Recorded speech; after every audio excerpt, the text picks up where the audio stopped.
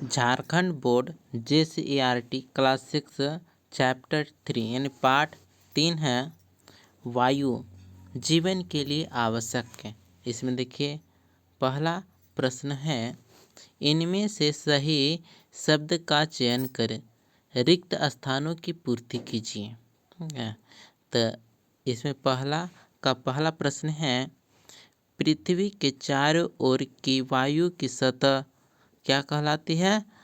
वायु की परत है सो वायुमंडल कहलाती है। वायुमंडल हम किसे कहेंगे कि पृथ्वी के चारों ओर की वायु की परत को वायुमंडल कहेंगे। दूसरा प्रश्न है, सभी जंतु श्वसन में वायु से क्या लेते हैं? तो ऑक्सीजन लेते हैं। सभी जंतु श्वसन में सांस लेते हैं तो ऑक्सीजन ग्रहण करते हैं। तीसरा प्रश्न है, जलने में कौन सा गैस सहायक होता है? तो ऑक्सीजन गैस। ऑक्सीजन गैस जलने में सहायक होती है। चौथा प्रश्न है, गतिशील वायु को क्या कहते हैं? तो पवन। पवन कहते हैं। गतिशील वायु को पवन कहते हैं। चौथा प्रश्न है, वायु में सबसे अधिक कौन सा गैस है? तो नाइट्रोजन। वायु में सबसे अधिक नाइट्रोजन गैस है। इसके बाद देखिए दूसरा प्रश्न की ओर।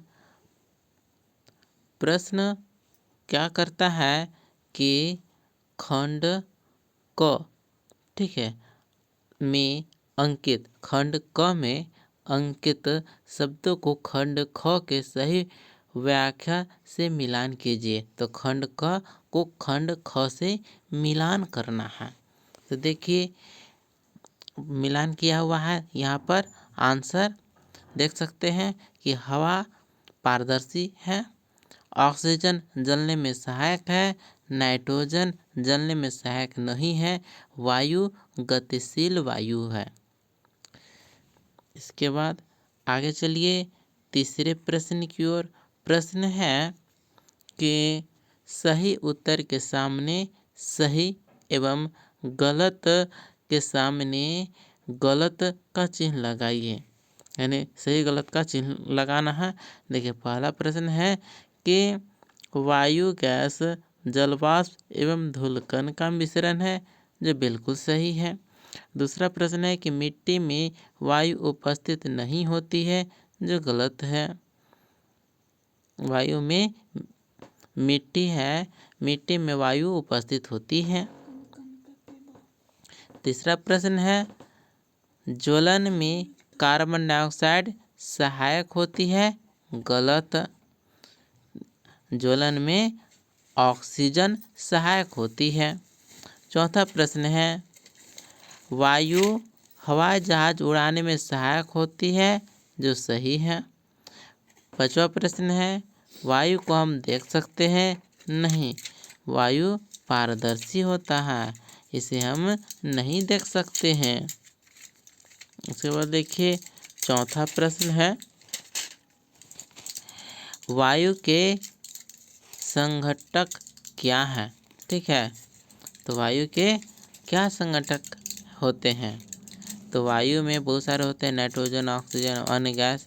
ठीक है, तो वायु मुख्य रूप से नाइट्रोजन जो कि 78% है, ऑक्सीजन 21% है और अन्य गैस 1% है, जिसमें आएगा कार्बन डाइऑक्साइड, जलवाष्प, आर्गन आदि का मिश्रण है। इसके बाद आगे है पांचवा प्रश्न, वायुमंडल किसे कहते हैं? तो उत्तर होगा, पृथ्वी के चारों ओर वायु की जो परत फैली हुई है उसे वायुमंडल कहते हैं। वायुमंडल हो गया। अब देखिए छठा प्रश्न है, वायुमंडल में कौन सी गैस श्वसन के लिए आवश्यक है? तो श्वसन के लिए आवश्यक है वह है ऑक्सीजन। ऑक्सीजन गैस श्वसन के लिए आवश्यक है। देखिए सातवां प्रश्न, जल में मिट्टी डालने पर वायु के बुलबुले बाहर क्यों आते हैं? ठीक है, तो क्यों आते हैं तो देखिएगा कि मिट्टी के कणों के बीच में हवा भरी होती है। जब हम मिट्टी को पानी में डालते हैं तो यह हवा बुलबुले के रूप में बाहर निकल जाती है। इसीलिए जल में मिट्टी डालने पर वायु के बुलबुले बाहर आते हैं। नेक्स्ट प्रश्न है, वायु में कौन सी गैस सबसे अधिक मात्रा में उपस्थित होती है? तो वह है नाइट्रोजन। वायु में सबसे अधिक नाइट्रोजन जो कि 78% है पाई जाती है। अब आते हैं नवा प्रश्न की ओर। प्रश्न है, वाद्य यंत्रों में वायु की महत्वपूर्ण भूमिका होती है, आप कैसे प्रमाणित करेंगे? तो उत्तर होगा, वाद्य यंत्रों जैसे बांसुरी, शंख, हारमोनियम, शहनाई आदि में हवा फूंकने पर ध्वनि उत्पन्न होती है। यह प्रमाणित करता है कि वायु ध्वनि उत्पादन में महत्वपूर्ण भूमिका निभाती है। देखिए, अब आगे प्रश्न है, आपको कैसे पता चलता है कि वायु में जलवाष्प है? तो उत्तर होगा, गर्मी में पसीना जल्दी सूखता है, जबकि नमी वाले दिनों में नहीं। ठंडी बोतल बाहर रखने पर उस पर पानी की बूंदें बनती हैं। ये सभी जलवाष्प की उपस्थिति को दर्शाते हैं। अगला प्रश्न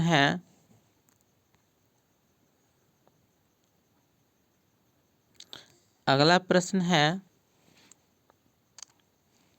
वायु की उपस्थिति के कारण संभव क्रियाकलापों की सूची इस प्रकार से है। प्रश्न है, ऐसे क्रियाकलापों की सूची बनाइए जो वायु की उपस्थिति के कारण संभव है।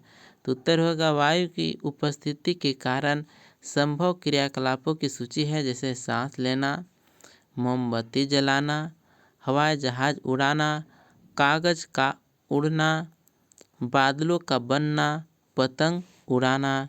ये सभी क्रियाकलाप वायु की उपस्थिति के कारण संभव है। देखिए, अगला प्रश्न है कि आप कैसे दर्शाएंगे कि खाली कहा जाने वाला गिलास वास्तव में खाली नहीं है? तो उत्तर होगा, अगर एक खाली गिलास को पानी में उल्टा डुबोएंगे तो पानी तुरंत उसमें नहीं जाएगा, क्योंकि उसमें पहले से ही हवा भरी होती है।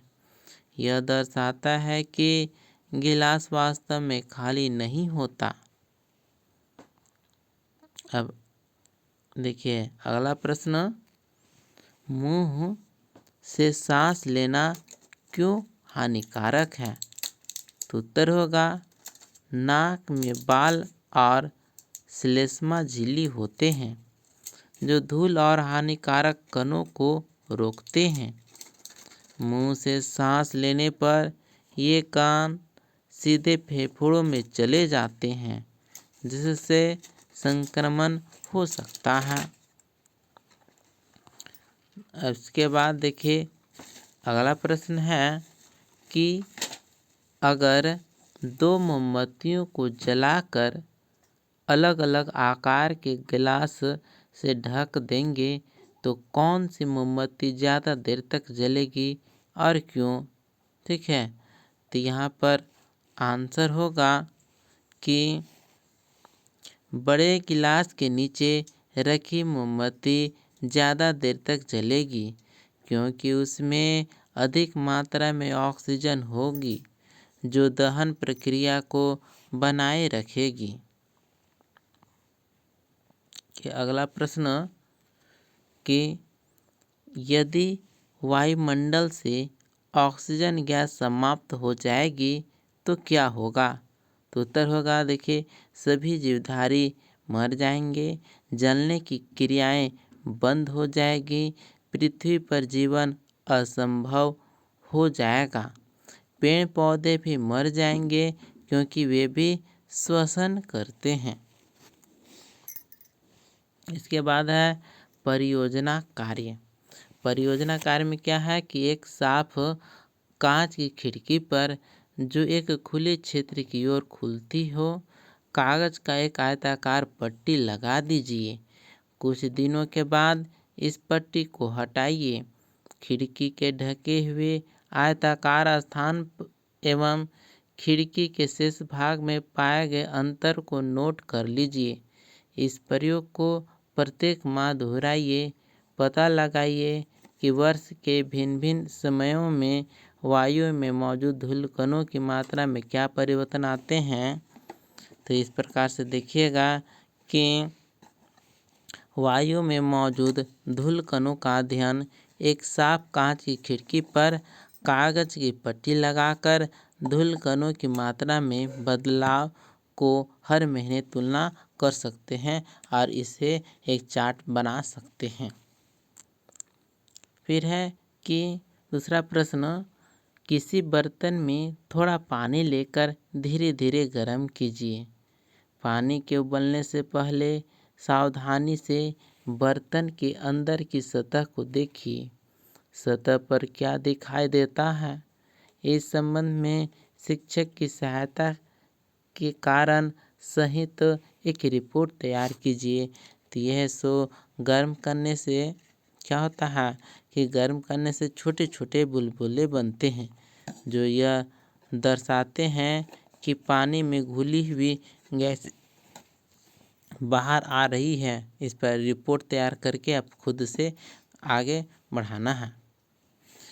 नेक्स्ट है कि भीड़ भरे चौराहे पर पुलिसकर्मी द्वारा या अन्य व्यक्तियों द्वारा अपने मास्क पहनकर अपना काम करते देखा होगा। पता लगाइए वे ऐसा क्यों करते हैं। तो क्यों करते हैं, तो प्रदूषण से बचने के लिए पुलिसकर्मी मास्क क्यों पहनते हैं। तो उत्तर होगा धूल एवं धुएं से बचने के लिए, हानिकारक गैसों से फेफड़ों को सुरक्षित रखने के लिए। ठीक है, इस पर जो चार्ट तैयार करना है ये अपने से करना है। और ये जो नीचे वात सूचक यंत्र है, इसका इंग्लिश में कहेंगे कि एयर इंडिकेटर। तो यह वात सूचक हवा की दिशा और गति को बताता है। इसके बारे में जानकारी इकट्ठा करके अपने से साझा करना है कक्षा में।